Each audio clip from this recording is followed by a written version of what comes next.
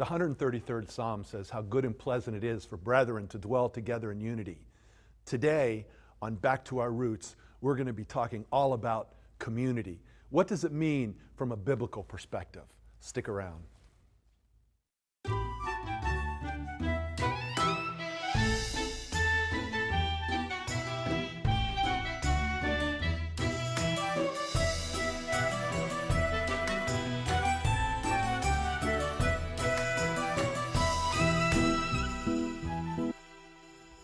Welcome to Back to Our Roots.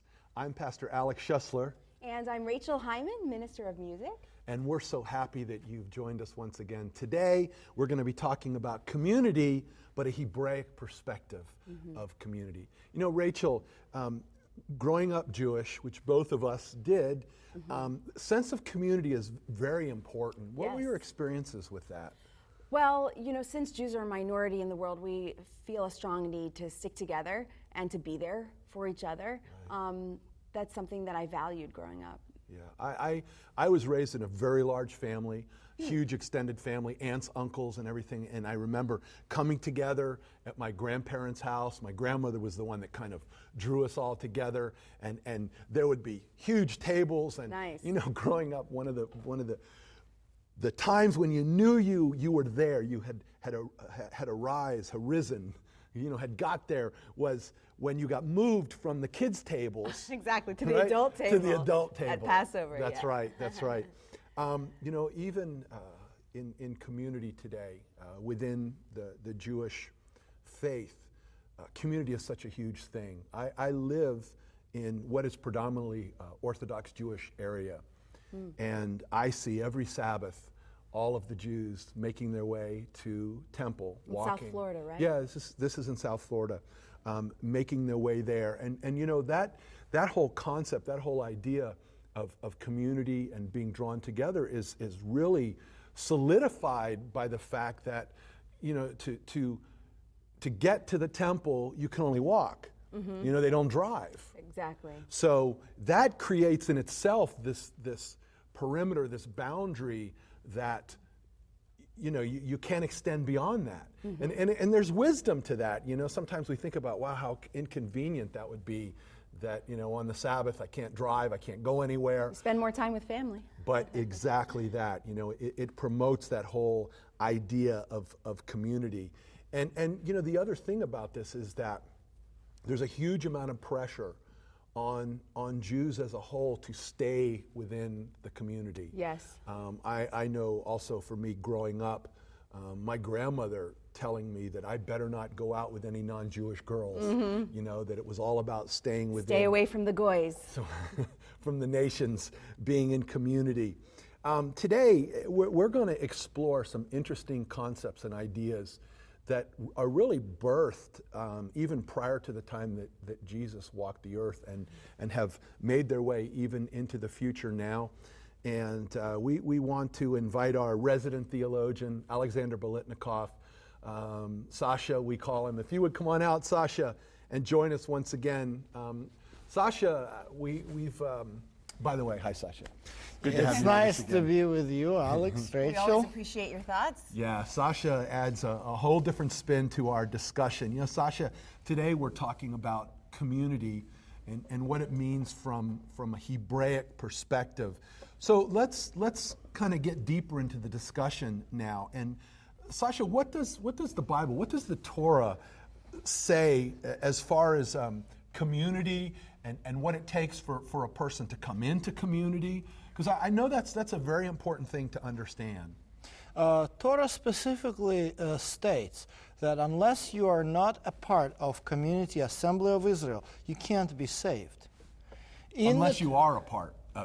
Unless you are a part. Yeah, you can't be saved. Because this is where you get saved. You are part of the community of Israel. Otherwise, you're a pagan. Right. Now, let me clarify. We're talking about from an Old Testament perspective here, just so somebody doesn't, you know, misinterpret. And that's why I'm emphasizing this, because it's often misunderstood. We talked about the difference between the New and the Old Testament. And it's important to understand that actually there is the same logic, but it's more symbolic. Okay, how so? And this is how it works. The laws of the Torah divide people into three categories. Okay. The people of Israel, the people who are called strangers or foreigners, and the people who are classified as sojourners. Okay. And there are specific words. Okay, so explain. What does each one of those things mean? Stranger and foreigner is a person who just is a pagan. He passes by Israel or Jewish community, Israeli community, just on a business, you know. So it's a camel caravan. Yeah. Just going by. Or he came and did something, you know, some ambassador. He's an outsider. Okay. He is not he's not expected to follow any commandments unless he's, as long as he doesn't commit some crime like murder or he doesn't preach and call to worship idols, you know, he's fine. But let's say this foreigner, stranger, comes into the court of gentiles in the temple with some Jewish friend. So let's explain. I mean, right away, you know, we want to make sure that people are understanding when we talk about the court of the Gentiles in the temple, so people understand the way that if we're talking about the temple, there is an area that anyone was allowed to come into. Exactly. Right? And then as you moved closer to the holy place and the Holy of Holies, it got more restricted, and finally, you know, of course, the Holy of Holies was only For the high priest. Exactly. Yeah, but and he sees the sense that these sacrificial services, these festivals, they really point to the Redeemer. And so he says, I like this God of heaven and earth. He makes sense. His laws are good. So I want to know more. And from that on, he is no longer classified as a foreigner. He can become a sojourner. The only requirement for sojourner to start, he has to keep the Sabbath, because the fourth commandment says, and the sojourner which is in your gates.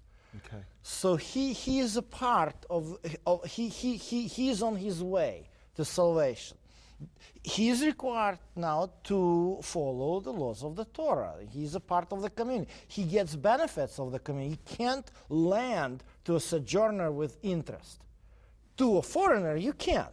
But to a sojourner, no, you can't. So, but the difference is he still cannot go to the temple, to the altar, to sacrifice until he makes full decision to become a part of the community of Israel. And so he must circumcise all males in his household. And then at the time of Passover, this is a sacred time, because at the time of Passover, he can participate in eating the Passover lamb. And after that, he is considered absolutely equal, no matter what his ethnic, racial, culture, religious origin. As soon as he circumcised and then ate the Passover meal, Passover lamb, he is considered as the natural son of Israel. He is in the community of God. Now, was there a typical time frame that someone would have to go, and was there additional studies or learnings in that time period that they would have to go?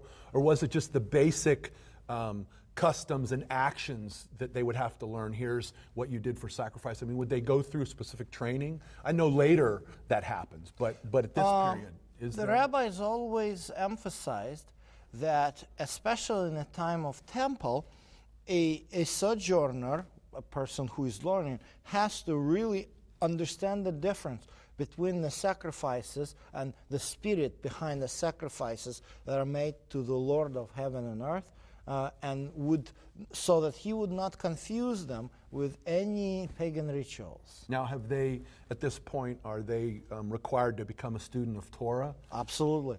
That's what they do. That's what they study. They're not allowed to take to actually bring the sacrifice. They usually pay for some Israeli to bring sacrifice for them, but they're not allowed to offer a sacrifice until they really study all the laws of the Torah pertaining to them.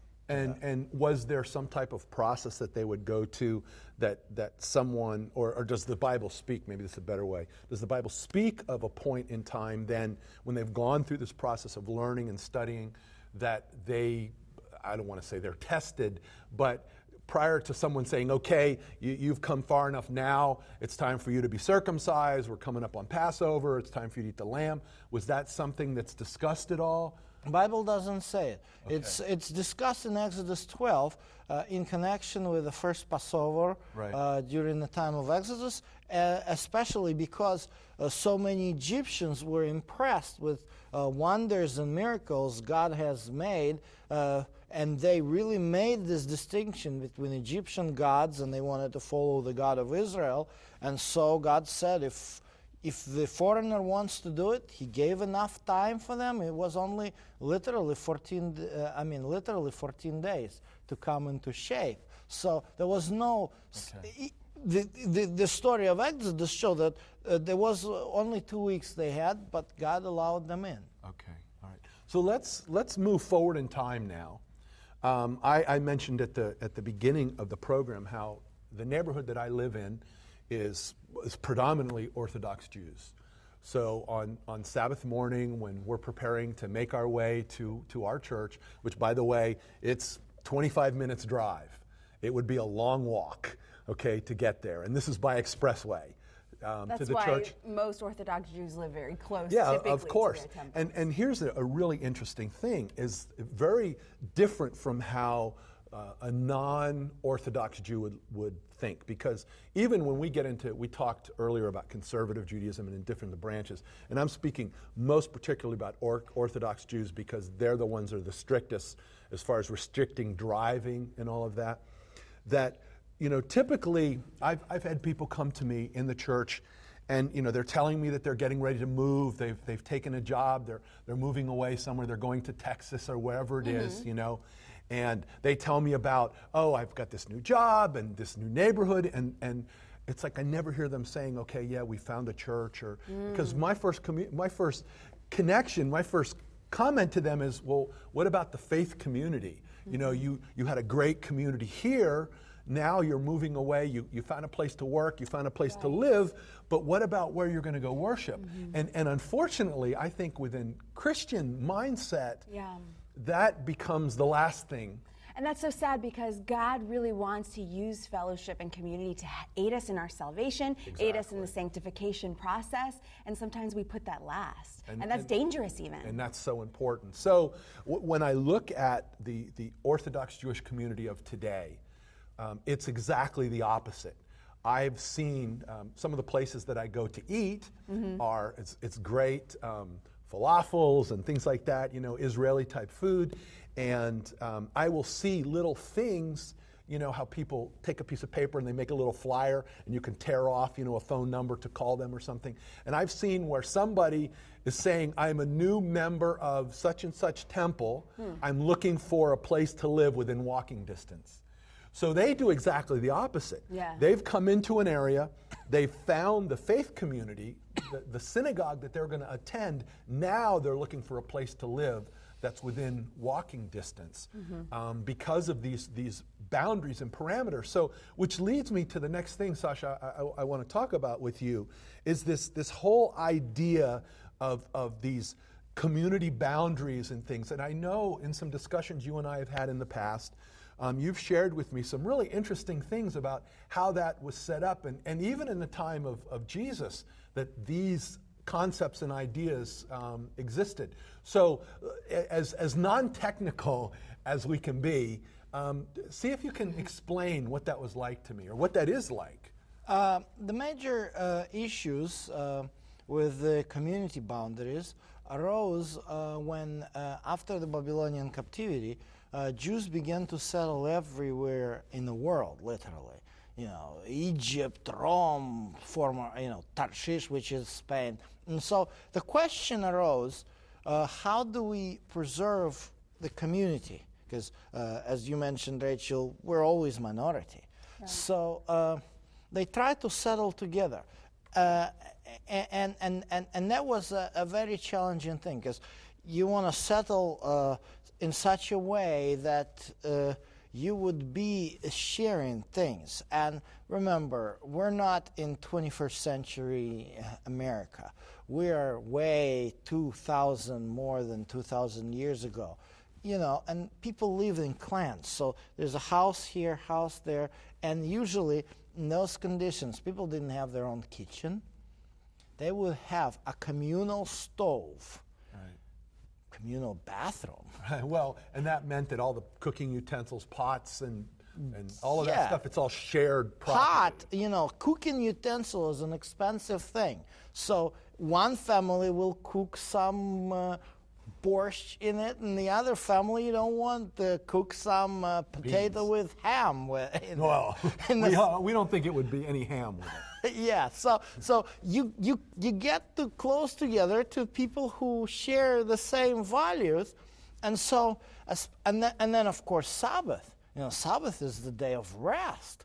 So you come together in such a way that nobody would disturb on Sabbath. You know, you don't want, you know, being on Sabbath, sitting, you know, resting, and your neighbor coming in right at your window and trying to, you know, cook and bake and things like this. So what they did, they had a house here, house there. You know, they kind of drew the perimeter where the Jewish houses were, and they would create what is called a Sabbath community domain.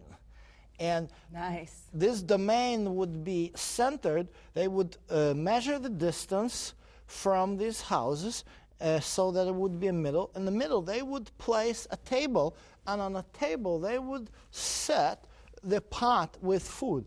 And actually, Sabbath was the time where the entire members of this domain would share food together. And often people talk about and laugh about the Sabbath way, which is not a correct interpretation. It's not forbidden in Jewish law to walk on Sabbath. Right. It is the border of your community. That's how they say Sabbath way. They don't go outside of that border on Sabbath. Yeah, you don't go outside. Outside of this border, it's the secular territory. You don't want to go That makes so much sense there. because sometimes when I'm, you know, driving on Sabbath, and let's say my church is really far away, you know, I see construction going on, and somebody pulls up next to me with loud banging rap music, and it really takes away from that holiness feel. So that totally makes sense. They're protecting the atmosphere of the Sabbath. I think that's really beautiful. And the idea that they spend time together and they eat together. It's not like you come to church and you are, you know, happy Sabbath. It was told to you at 10 o'clock and at 12 o'clock, have a happy Sabbath. Yeah, nice to see you. See you next week. See you later, yeah. Yeah, and you spend only 2 hours in the community, and then you go home and you don't know what to do with your own self. Right. So let's continue on. You know, now we understand, Sasha, that Jesus, you know, he became our Passover lamb, and that idea of Passover was central as far as one of the key things that people had to do. They had to partake of the Passover lamb, right? To become part of the community. Of that community. So in the context then of somebody entering into the community, as we move forward, and then we find ourselves into the book of Acts in particular. Yeah, that was... Because I really want to spend some time. I mean, time's moving really fast. It's getting away from us. And let's look first. You know, the first picture, whenever I think of a biblical community, I always go to Acts chapter 2. And I always look at that Acts chapter 2, beginning at 42, and it's this idea of where they all came together and they devoted themselves to the apostles' teaching. It talks about they broke bread and God came upon them and everyone shared everything. And it seems like, you know, we sit around and we go, oh man, only if that's the way we could live, you know, that they just loved and even twice it comes back to the breaking of bread. They had meals together. They were there for each other. And this wasn't just like they traveled on Sabbath and they got together and had a Sabbath meal. This was, they were doing it all the time. And it even goes as far to say is because of the conditions that existed, in essence, God adds daily to their numbers. You know, they weren't doing evangelistic campaigns or knocking on doors or anything like that. They had established community, and that was attractive. And I think that one of the things that we miss and we take for granted is we read this and we go, only if we could be like this, but we take for granted the fact that, as Sasha was describing, they existed within community. That was a given. So let's move forward now. And I know, Sasha, you're jumping, you know, to want to talk. When we get to Acts chapter 15, there's some interesting things that the apostles have to deal with. Why don't you pick it up and let's spend a few minutes talking about that. The major problem in Acts 15 is because Paul comes from what was known as Jewish diaspora. Which, remember, that term diaspora is anyone that was any of the Jews that were outside of Judea, which was the homeland of the Jews. And he created quite a number of Judeo-Christian communities. Right. And in Jerusalem, he is asked this question, what have you done? And the reason why, because, see, in diaspora, the things are more complicated. In diaspora, it took before, for a Gentile, from paganism to a full conversion, to become a full-blooded, equal Jew, it may have taken about from 5 to 7 years. Right. Wow. Now remember, one of the things that the early church is facing is they're seeing non-Jews getting touched by the Holy Spirit, becoming followers of Yeshua. But remember, by and large, the whole community, they're all Jews, with all these established rules and taking 5 to 7 years for someone to come in, which is what leads us to this whole discussion in Acts chapter 15. What do we do? And remember, with the scarcity of food and things like this, unless you're a member of the community of Israel, you're not sitting at the common table. That's the major issue. So the question is, how come you do it so quickly? It's impossible. And the reason for it is very simple. You have to go from paganism, you walk into the synagogue. See, it's not like in Israel he sees the temple. He walks into the synagogue, that's where the scripture is read, the Torah is read. You express your desire to go for conversion, so you learn the Torah. And when you got to your circumcision, you get circumcised, that's fine, you become proselyte.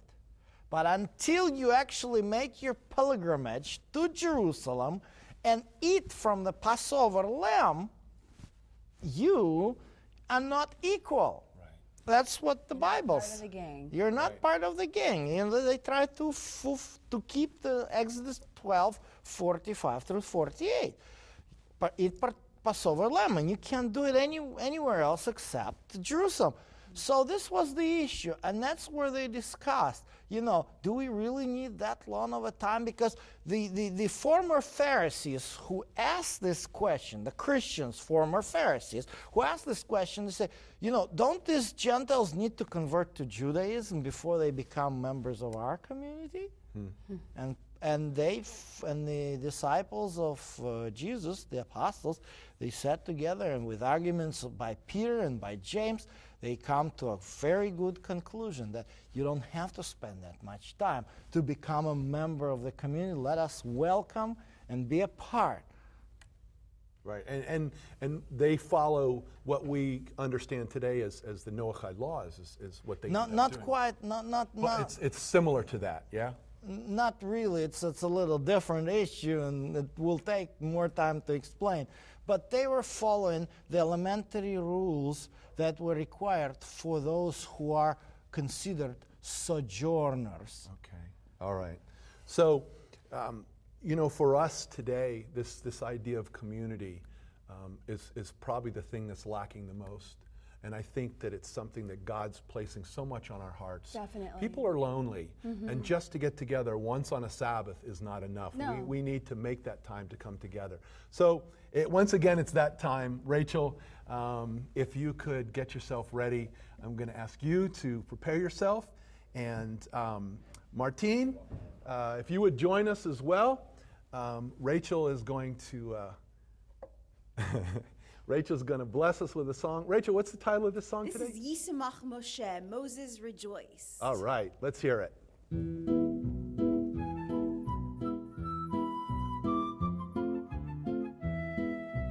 ישמח משה במתנת חלקו כי עבד נאמן כי עבד נאמן קראת לו ישמח משה במתנת חלקו כי עבד נאמן כי עבד נאמן קראת לו כליל תפארת בראש נתת לו ועוד